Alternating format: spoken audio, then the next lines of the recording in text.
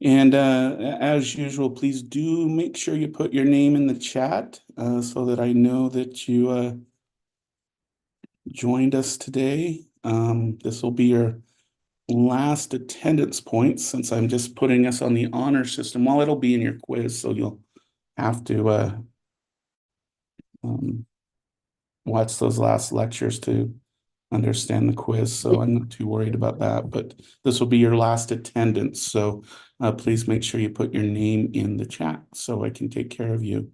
And on that note, also, if you've had any previous missing lectures that you'd like to make up, please do so. I'll get attendance updated shortly as well, so everyone knows where they're at. Okay. Anyways, let's go ahead and finish up on young adulthood. So we were starting on the social emotional development for young adulthood. And as I hope was brought out in when we were talking about cognitive development in young adulthood, is when we transition from that adolescence into young adulthood, we're faced with new challenges. Now, I know that we've tried our best as individuals and hopefully as societies to prepare youth and adolescents for this transition into this more complex world. But the even even sometimes you can think that you're prepared 110% and life throws a curveball. Maybe you have an unexpected loss or an unexpected new family member. Maybe your career job is no longer available, or maybe you've changed your mind. So, and these are just a few examples of how life becomes very kind of the predictability of life becomes more complicated and complex. Okay. And again, we got to remember that the other complex component of this is that we're leaving having responsibility is being placed on the individual rather than the family. So the parents are becoming more and more disengaged, allowing the young adult to make decisions on their own. And as we talked about in the physical development section, this could lead to bad decisions as well. Okay. So we also know, in adolescence, we have, I think it's commonly called puppy love, or we have usually our first kind of relationship. Um, but it's and sometimes we thought that those relationships were going to last forever. And in some cases, they actually do. But our first major test of relationships comes in young adulthood. Because in young adulthood, you're truly trying to create a romantic relationship with all of the adult demands that are put on it. As adolescents, we don't have some of the pressures that young adults have in romantic relationships. Like sometimes, stereotypically, a young man might borrow the car from dad and $30 from mom to go take his girlfriend to I don't know, bashes. Um, and so all of those were being provided for that individual. So it allowed the individual to have focus on these feelings of love and romance and all that. But that changes in young adulthood. So it can bring out a lot of positive things. One, you now have a partner who has to go through these changes with you, but it also can lead to a lot of stress and anguish and as mentioned before, it also can create some high risk situations. For example, when it came to child abuse, if that stress and anguish becomes too much and there's a child involved, remember that what we stated about the number one predictor on the mother's end of child abuse is just the mother being the age between 18 to 22. Okay. And as we saw, one of the major predictors for fathers is the fathers becoming disengaged and absent because they can't manage that stress and anguish from that relationship. So these are the things that are kind of occurring during this period of time, and sometimes it turns out good, sometimes most of the time it's in the middle, and then sometimes it turns out pretty lousy. Okay. We've already talked about a lot of the stage models dealing with early adulthood. Probably the most famous is, of course, Erikson's model that we went over. And it did with intimacy versus isolation, if you remember. And basically, it is the goal of this period of time is to learn the ability to love and trust another person. So if you think about earlier in life, adolescence and below, it was really focused on developing loving and trusting relationships with peers, family members, and the like. It wasn't focused on this one specific individual. But when we get into early adulthood, according to Erikson, we're now becoming focused on a single individual. There's also some extensions of Erikson. So Levinson extended ideas, but he used some social psychological theory to explain the developing between individuals and the demands of society. Okay. And what Levison emphasized is just not the learning to love and trust someone else, but social roles require different life stages, and the interaction between personal growth and relationships becomes a big emphasis during young adulthood. So developing one's professional life, financial life, understanding oneself, and balancing that with the relationships we have in young adulthood. So young adulthood, we are creating independent relationships with employers. We are developing friendships and more peer or work-related friendships. This is where we see individuals hanging out less with their traditional high school peers and more with their work peers. In the relationships between family and the individuals, there starts to be demands on the individual that they start to take the role of the patriarch or the matriarch of the family. This is where this kind of starts, is this expectation that, hey, your mom and dad are not going to be here long, and there's responsibility of the family that you need to understand.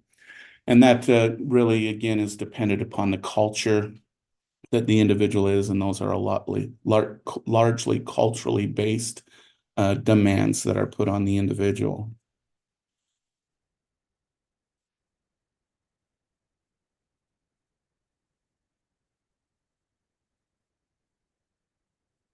One of the things that Levison did emphasize is the notion of dreams. And this isn't, dreams you have at night. This is dreams you have for your future. And or kind of, as it states here, individuals' visions of his or her goals. Okay. He argued that this develops between about the age of 17 to 22. Okay. And contributes to motivation for subsequent personal development. And if you want to think about this stage of development, one, if the person's development is, I'm not using this term in a derogatory way, so please, I'm just not thinking of a better term for this. If the individual's development is retarded or deficit, meaning that they're kind of stuck in a developmental period. So stereotypically, this is very much a stereotype, but it's kind of like the star football player in high school. get stuck in this because they're not meeting they can't regain the glory days. Okay. Um, but in everyday life, what this refers to, arrested development is the other term we could use. Um, uh, what we find is that during this age really sets kind of that little roadmap. And I don't want to say literal roadmap that you're going to do A, then B to C to D. It's much like a dream roadmap. It's a motivational, almost kind of abstract thing, such as I want to be a doctor, or I want to be a parent, I want to own my own house. It doesn't provide a clear pathway, but creation of that vision contributes to the motivation and then hopefully our subsequent personal development. Okay. And is there research that supports this idea that Levison came up with? Yes. And, there's always the term no in certain situations, but commonly we do find, at least here in the Western culture, um, dominant Western culture, that vision someone has between 17 to 22 really sets them up for either success or failure. An example of a failure is, let's say, um, your first generational high school and you struggled through high school, but you want to be a neurosurgeon. You don't like college, you don't like school. Um, um, all of those things, even though you have that vision, the reality of that vision may not come to fruition. Okay. But also, with that being said, I know a lot. When I went to university, there was a lot of first generational college students and first generational high school students that went on to get their doctorate. The only difference is that they were very flexible on their vision. So maybe they started out in literature. I actually, my college experience, I actually started out in fine arts. And in the first semester, I found out I couldn't draw worth anything. I thought I was going to do great, but it just did not work out at all. And then I think I changed majors. I believe when I counted at last, I changed majors during my bachelor's degree 7 times. I was actually going to go into industrial art before I went into psychology. So, but what we do find is with us who are new to this, we can still keep a vision and goal. I always had the goal to get a degree. But I didn't fixate it on what. And so just some recommendations on that. And that's why keeping it abstract, not having a very specific end goal, but an end idea is an important part of this dream stage that Levison is arguing for. And then he argued that there's some sub stages that then transition us from young adulthood going into middle adulthood. Okay. So the next stage that he argued for, which was roughly between 22 and 28, was around organizing and forging a pathway at work and attaining this special personal relationship. Okay. Now, this personal relationship could be a close friend or it can be an intimate partner, but this kind of practicing of having a single special person in one's life was Levison's argument for this. Okay. And when we talk about forging a pathway at work, again, we're starting with this abstract idea. And we also have to remember the demands the world puts on the individual when it comes to being able to forge these pathways. Levison argued that this is followed by the age of 30 or transition 28 to 33, which we go through what's called a moderate level of self-questioning, reviewing their dreams and choices they made and problems in their life and kind of going, huh, I wonder if I should be doing something different. Okay.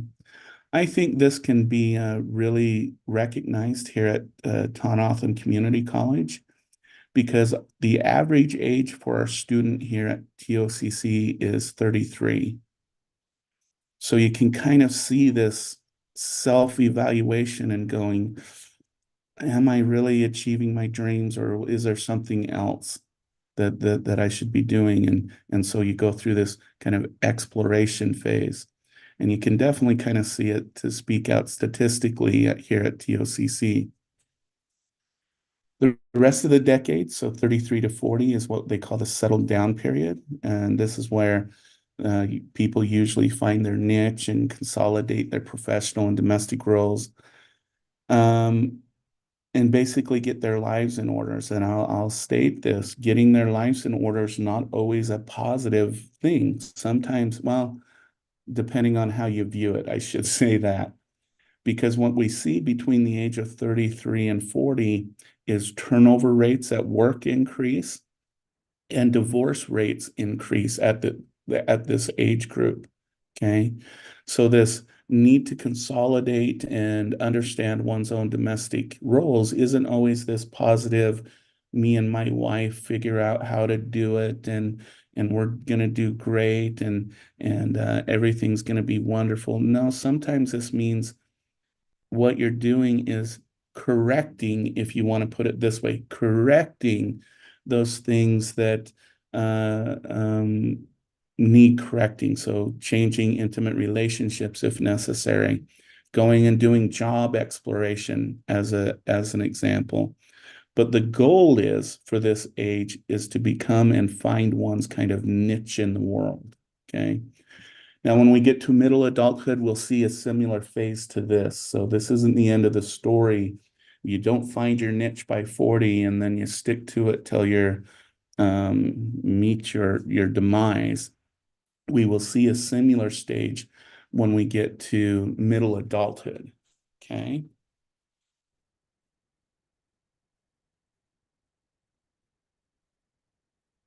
And of course, we got to remember that one of the things that we focused on earlier in the class was attachment styles.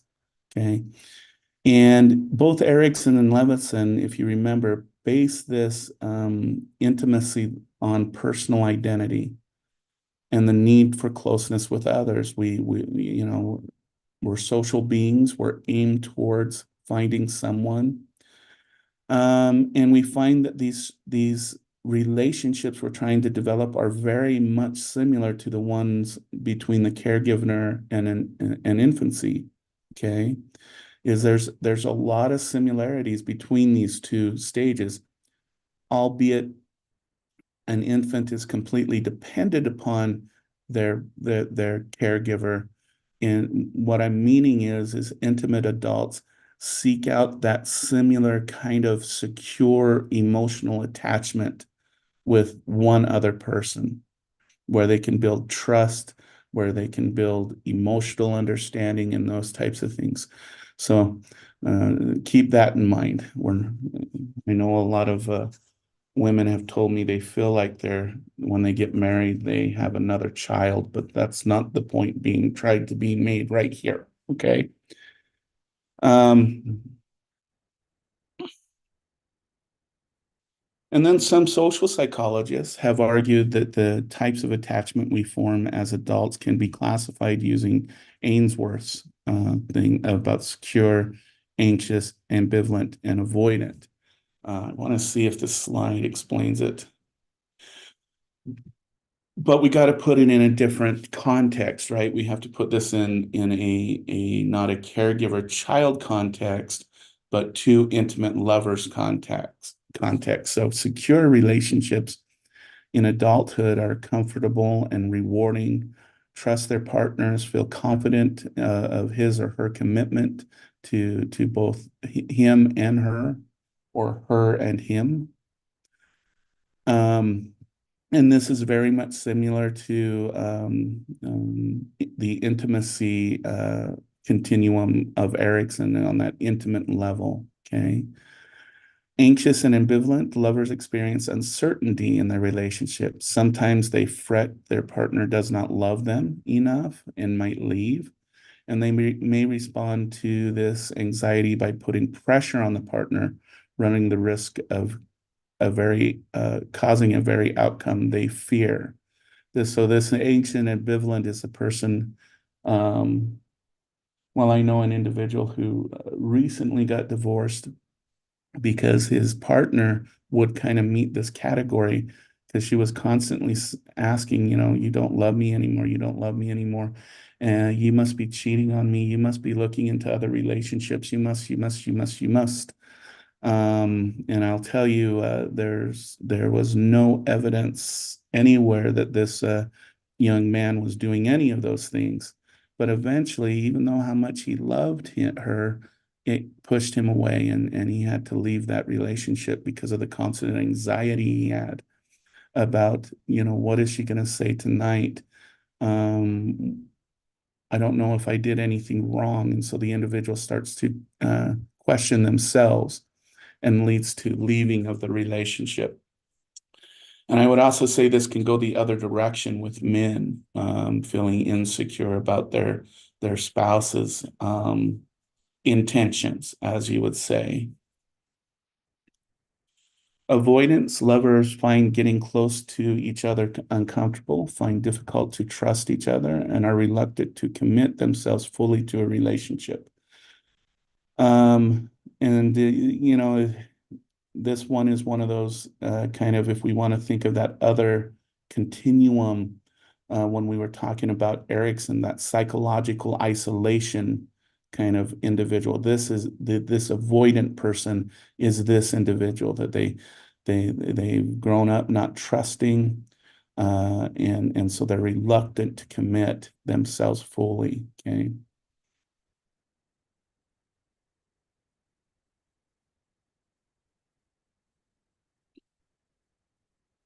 Okay. All right, I think this one's recorded, so I'm gonna stop